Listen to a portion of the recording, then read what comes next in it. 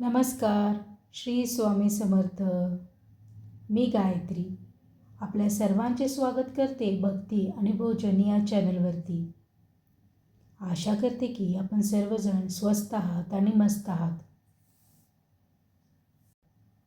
आज आपण ज्या देवीची माहिती ऐकणार आहोत ती रणांगणात शस्त्र घेऊन उभी राहणारी नाही. ती सिंहावर आरूढ होऊन असुराशी युद्ध करणारी नाही. आजची देवी क्रोध घेऊन येत नाही, ती करुणा घेऊन येते. ती भाजीपाला घेऊन येते, ती धान्य घेऊन येते आणि भुकेल्या पोटात देवत्व भरून देते. ती म्हणजे माता शाकंभरी. आजचा दिवस आहे शाकंभरी पौर्णिमा. अन्नाचा उत्सव, कृतज्ञतेचा उत्सव आणि जीवनाला वंदन करण्याचा दिवस. आज आपण देवीकडे संपत्ती मागणार नाही, यश मागणार नाही, अजून काहीही मागणार नाही. आज फक्त एवढंच करूया, आपल्याला मिळालेल्या अन्नाचं, आपल्या श्वासाचं आणि आपल्या जगण्याचं ऋण मान्य करूया. कारण जिथे अन्न आहे तेथे देव आहे. चला तर मग मन शांत करूया, डोळे क्षणभर मिटूया आणि श्रद्धेने म्हणूया, ओम शाकंभरी देवे नमः. ओम शाकंभरी देवे नमः. ओम शाकंभरी देवे नमः. शाकंभरी पौर्णिमा पौष महिन्यातील पौर्णिमेला साजरी केली जाते. पण भक्त हो, हा दिवस फक्त एक सण नाही, हा दिवस आहे अन्नाचा उत्सव. आपण वर्षभर अनेक सण साजरे करतो, अनेक देवतांची पूजा करतो. कोणी धन देते, कोणी यश देतो, कोणी विद्या देते. पण शाकंभरी माता एकमेव अशी देवी आहे जी शांतपणे सांगते, मी तुम्हाला सोनं नाणं देत नाही, मी वैभव देत नाही, पण ज्यामुळे तुम्ही श्वास घेता, ज्यामुळे तुमचं आयुष्य चालतं, ते अन्न मी देते. क्षणभर विचार करा, जर सोनं नसेल तर आयुष्य चालू शकतं, पण जर अन्न नसेल तर आयुष्याचं थांबतं. म्हणूनच शाकंभरी माता म्हणजे जगण्याची देवता आहे. शाक म्हणजे फक्त भाजी नाही, शाक म्हणजे भाजी, धान्य, फळे, औषधी वनस्पती. हे सगळं म्हणजे निसर्गाचं वरदान. हे सगळं मिळालं म्हणजे शरीर जगतं, मन स्थिर राहतं आणि जीवन पुढे चालतं. अंबरी या शब्दाचा अर्थ असा, पोषण देणारी, जीवन धारण करणारी, सृष्टी सांभाळणारी. आई जसं बाळाला हातात नाणं देत नाही तर अन्न देते, तशीच माता शाकंभरी संपूर्ण सृष्टीला आपल्या मायेने पोसते. शाकंभरी माता म्हणजे कोण? शाकंभरी माता म्हणजे जी संपूर्ण सृष्टीला अन्नरूपाने जगवते, जिला पाहून भूक शांत होते आणि मन कृतज्ञ होतं, ती म्हणजे माता शाकंभरी. आजच्या दिवशी आपण फक्त देवीची पूजा करू नका. आज एक संकल्प घ्या, अन्न वाया घालणार नाही, भुकेलेला अन्न देणार, निसर्गाचं ऋण मान्य करणार. कारण अन्न आहे म्हणजेच जीवन आहे. भक्त हो, पुराण काळात एक अशी वेळ आली ज्यावेळी पृथ्वीचं हृदय कोरडं पडलं. आकाशात सूर्य होता, पण त्याची किरणं जळजळीत झाली होती. पावसाचे ढग येत होती, पण बरसत नव्हती. नद्या हळूहळू आटू लागल्या. ज्या नद्या कधी गाणी गात व्हायच्या त्या आता ओढ्यासारख्या दिसू लागल्या. शेत ओसाड झाली, माती फाटू लागली आणि बी पेरायचीही आशा उरली नाही. जनावरं अशक्त झाली, त्यांच्या डोळ्यात भूक होती पण चारा नव्हता. लहान बाळाच्या ओठावर रडण्याशिवाय काही उरलं नाही. आईच्या कुशीत दूध नव्हतं आणि पदरात फक्त अश्रू होते. त्या काळात फक्त माणसं नव्हे तर संपूर्ण सृष्टी मूकवेदनेत होती. ऋषीमुनी, साधू, संत, देव आणि मानव सगळे एकत्र आले. त्यांनी हात जोडले, डोळे पाणावले आणि देवीला हाक दिली, हे जगदंबे, आम्ही तुझ्या शक्तीवर जगतो. तुझ्याशिवाय आम्हाला श्वासही नाही. पण आज आम्हाला जगणंच विसरायला होत आहे. त्या शब्दात तक्रार नव्हती, फक्त असहाय्यता होती. तो क्षण आला. देवी दुर्गेने संपूर्ण सृष्टीकडे पाहिलं. भुकेले डोळे, कोरडे ओठ, आशाविरहित चेहरे आणि देवीच्या डोळ्यातून अश्रू वाहू लागले. पुराण सांगतं, हे अश्रू साधे नव्हते. ते करुणेचे होते, मातृत्वाचे होते. ते अश्रू पृथ्वीवर पडले आणि त्या प्रत्येक अश्रूपासून धान्य उगवलं, भाज्या फुलल्या, औषधी वनस्पती जन्माला आल्या. जिथे माती होती तिथे जीवन आलं. तेव्हा देवी म्हणाली, आजपासून मी शस्त्र नव्हे, मी शाख घेऊन येईन. कारण युद्धाने शत्रू मरतो, पण अन्नाने जीवन जगतं. आणि त्या क्षणी देवी दुर्गेचं करुणामय रूप प्रकट झालं.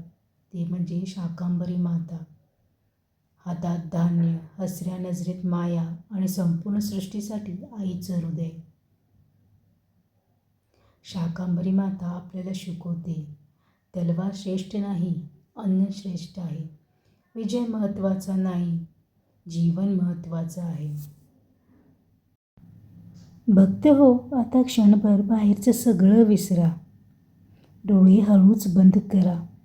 श्वास आत घ्या आणि श्वास बाहेर सोडा. मन शांत होत आहेत, विचार थांबत आहेत. आता कल्पना करा, समोर हिरव्या रंगात न्याहाळलेली एक मूर्ती उभी आहे. हा हिरवा रंग नुसता रंग नाही, तो आहे जीवनाचा, निसर्गाचा, अन्नाचा रंग. देवीने हिरवी वस्त्र परिधान केली आहेत. जणू पृथ्वीने स्वतः हिरवी साडी नेसली आहे. एका हातात धान्याने भरलेली मूठ आहे. त्या धान्याच्या प्रत्येक कणातून जीवनाची ऊब उगू जाणवते.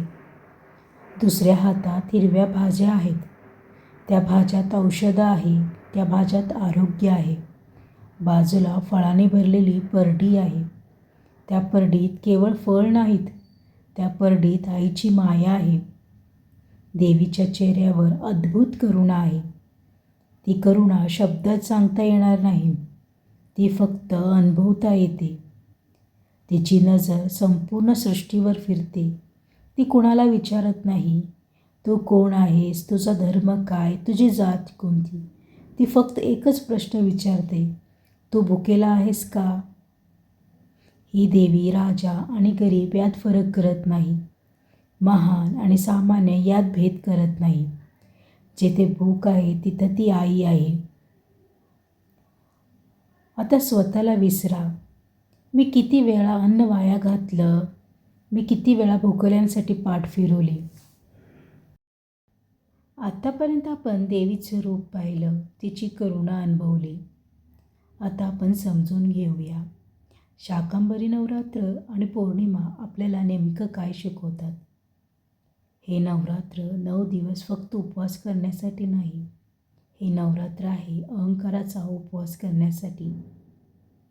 शाकंभरी नवरात्रात आपण भाजी, फळं, सात्विक आहार घेतो. पण यामागचा अर्थ असा आहे, पोट भरायला खाणं नाही, तर मन शुद्ध करण्यासाठी खाणं. देवी सांगते, जसं अन्न शरीर पोसतं तसं विचार मन पोसतात. म्हणूनच या नवरात्रात क्रोध, मत्सर, द्वेष याचा उपवास करा. भाजी, फळं, धान्य हे सगळं थेट निसर्गाकडून येतं. त्यात हिंसा नाही, लोभ नाही, अहंकार नाही. शाकंभरी माता सांगते, निसर्गाजवळ राहा तर देवाजवळ राहाल. नवरात्राचा शेवट पौर्णिमाला होतो. पौर्णिमा म्हणजे पूर्णत्व, समाधान, अंतशांती. 9 दिवस शरीर हलकं केल्यावर मनही हलकं होतं आणि पौर्णिमेला मन पूर्ण होतं. शाकंभरी पौर्णिमा आपल्याला आठवण करून देते, अन्न हेच ब्रह्म आहे. देव मंदिरात नाही, तो थाळीत आहे. जो अन्नाचा सन्मान करतो तो देवाचा सन्मान करतो. आज एक संकल्प घ्या. अन्न वाया घालणार नाही, भुकेल्याला अन्न देणार, निसर्गाचा आदर करणार. देवीला फुलं अर्पण करणं सोपं आहे, पण अन्नाचं मान राखणं हीच ते खरी पूजा आहे. भुकेच्या अंधारात आई उजेड झाली. कोरड्या मातीवर जिमीन रेषा उमटली. धान्याच्या कणाकणात देवीची भेट झाली. आईच्या मायेनं सृष्टी पुन्हा आली. ना तलवार, ना युद्ध, ना क्रोध, ना भीती. शाकंभरी मातेपायी जगण्याला मिळाली प्रीती. ना सोनं, ना वैभव, ना राज्य, ना सत्ता. भुकेल्या ओठावर हसू झाली भक्ती. आई तू अन्नरूप, आई तू श्वासरूप, कणाकणातून तुझं अस्तित्व दिसतं. आता आपण समजून घेऊया शाकंभरी मातेची पूजा कशी करावी आणि त्याहून महत्त्वाचं ती का करावी. शाकंभरी मातेची पूजा दाखवण्यासाठी नाही, ती भव्यतेसाठी नाही, ही पूजा आहे भावासाठी. शाकंभरी मातेची पूजा सुरू होते मंदिरात नाही, ती सुरू होते आपल्या घरातून आणि मनातून. पहाटे लवकर उठा, शांतपणे स्नान करा, स्वच्छ साधी वस्त्र धारण करा. घरात स्वच्छता ठेवा, कारण जसं घर स्वच्छ तसं मनही स्वच्छ व्हायला लागतं. एका शांत जागी देवीची प्रतिमा किंवा फोटो ठेवा. ती मूर्ती नाही, ती आईची आठवण आहे. आणि पूजेला सुरुवात करा. पूजेच्या थाळीत आपण जे ठेवतो ते फक्त वस्तू नाहीत. भाज्या जे आपल्याला आरोग्य देतात, धान्य जे आपल्याला जगवतं, फळं जी जेवणाला गोडवा देतात, हिरवी पाने निसर्गाचं जिवंत प्रतीक, दिवा आणि धूप अंधार दूर करण्यासाठी आणि वातावरण पवित्र करण्यासाठी. एक गोष्ट कायम लक्षात ठेवा, ही पूजा देवासाठी नाही, ती आपल्या मनासाठी आहे. देवाला अन्न लागत नाही, आपल्याला कृतज्ञता लागते. देवाला दिवा लागत नाही, आपल्यातला प्रकाश लागतो. जेव्हा आपण शाकंभरी मातेची पूजा करतो तेव्हा आपण स्वतःला सांगतो, आजपासून अन्नाचा अपमान करणार नाही, निसर्गाशी वैर करणार नाही, भुकेल्यांकडे पाठ फिरवणार नाही. हीच खरी पूजा आहे आणि हीच खरी भक्ती आहे. आता आपण शाकंभरी पौर्णिमेच्या उपवासाबद्दल बोलूया. उपवास करणं म्हणजे पोट रिकामं ठेवणं नाही, तर अहंकार रिकामं करणं. देवी आपल्याला सांगते, एक दिवस कमी खात जा, पण रोज थोडं थोडं चांगलं बनत जावा. उपवास म्हणजे फक्त भूक सहन करणं नाही. उपवास म्हणजे वाईट गोष्टींचा त्याग आणि चांगल्या विचारांची लागवड. जर उपवास करूनही मनात क्रोध असेल तर तो उपवास होत नाही. शाकंभरी पौर्णिमेला सोप्या सात्विक उपवासाला महत्त्व आहे. फलाहार जे निसर्गातून थेट मिळतं. भाजीवर आधारित उपवास जे जीवन देणारं आणि औषधी अन्न असतं. सात्विक अन्न म्हणजेच कमी मसाले, कमी लोभ आणि जास्त शुद्धता. यामध्ये दिखावा नाही, फक्त साधेपणा आहे. उपवासात काय टाळायचं? उपवास करताना फक्त पदार्थच नाही तर स्वभावही शुद्ध करावा. क्रोध, वाद, नकारात्मक बोलणं, अपमान सगळं बाजूला ठेवावं, कारण देवी अन्न पाहत नाही, ती आपलं मन पाहते. आजचा उपवास आपल्याला एकच गोष्ट शिकवतो, अन्न कमी करा पण प्रेम वाढवा. थाळीत थोडं कमी ठेवा पण हृदयात माया वाढवा. आता आपण ऐकणार आहोत अन्नदानाचं महत्त्व सांगणारी एक साधी पण अंतःकरणाला हलवणारी अशी कथा. एक छोट्या गावात एक गरीब शेतकरी राहत होता. त्याच्याकडे मोठं घर नव्हतं, भरपूर पैसा नव्हता, पण त्याच्याकडे होतं स्वच्छ मन आणि श्रद्धा. त्यावर्षी पावसाने दगा दिला होता, पिकं आली नव्हती आणि घरात धान्यही मोजकं उरलं होतं. शाकंभरी पौर्णिमेचा दिवस होता. दुपारची वेळ. शेतकरी उपवासात होता. तेवढ्यात एक थकलेला प्रवासी त्याच्या दारात येऊन उभा राहिला. कपड्यावर धूळ, डोळ्यात भूक आणि आवाजात थकवा. तो फक्त एवढंच म्हणाला, मला खूप भूक लागली आहे.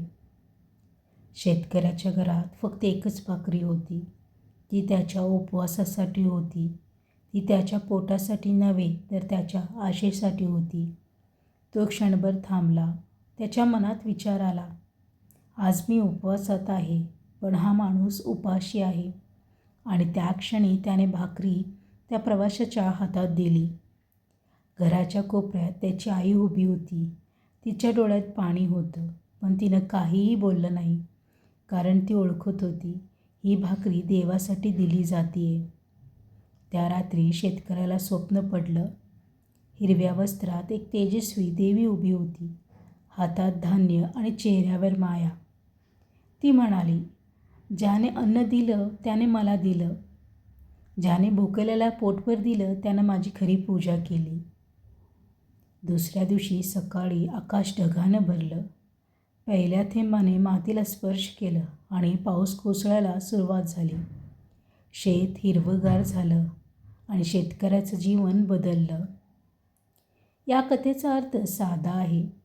मोठं दान गरजेचं नसतं. मनापासून दिलेलं अन्नदानही श्रेष्ठ असतं.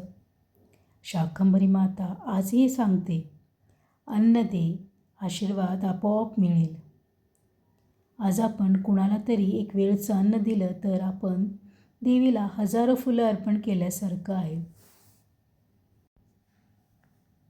पुराण काळात दुष्काळ होता. आज दुष्काळ नाही, पण तरीही भूक आहे. आज अन्न आहे, पण कृतज्ञता कमी आहे.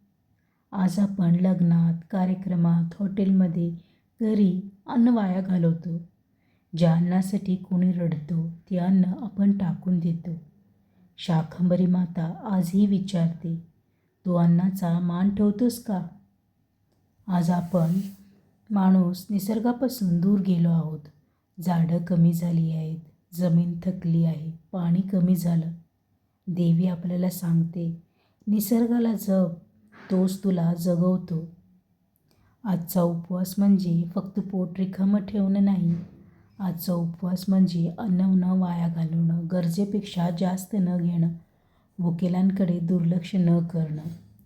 आज मंदिरात जाणं सोपं आहे, पण भुकेलेला अन्न देणं ही खरी पूजा आहे. अन्नाचा सन्मान करणे ही खरी भक्ती आहे. आज शाकंभरी पौर्णिमेला एक छोटा संकल्प घ्या. अन्न कधीही वाया घालणार नाही, भुकेल्याला मदत करीन, निसर्गाचा आदर करीन. हा संकल्पच देवीला दिलेला खरा नैवेद्य असेल. आई, तू अन्न तलवारीत नाहीस, तू भाकरीत आहेस. राखेच्या चुलीत तुझं तेजस्वी रूप सामावलेलं आहे. आई, तू सिंहावर नाहीस, तू शेतात उभी आहेस. कोरड्या मातीवर हिरव्या स्वप्नांची बी पेरतेस. धान्याच्या कणाकणातून तुझं नाव उमटतं. भुकेल्यांच्या ओठावरचं हसू तुझं रूप दाखवतं. ना युद्ध, ना रक्त, ना विजयाचा गर्व. तू शांतपणे जीवन जगवतेस सर्व. आई, तू मायेची सावली. आई, तू जगण्याचा अर्थ. शाकंभरी मातेपायी मिळालं जीवनाचं अर्थ. ही कविता आपल्याला एकच अर्थ सांगते, देव मंदिरात शोधू नका, ती अन्नात शोधा. आता आपण आपल्या प्रवासाच्या शेवटच्या टप्प्यात आलो आहोत. आपण शाकंभरी मातेबरोबर चाललो, तिची कथा ऐकली, तिचा संदेश समजून घेतला. आता शब्द थांबवूया आणि मनात ते उतरवूया. शाकंभरी माता आपल्याला काही मोठं शिकवत नाही.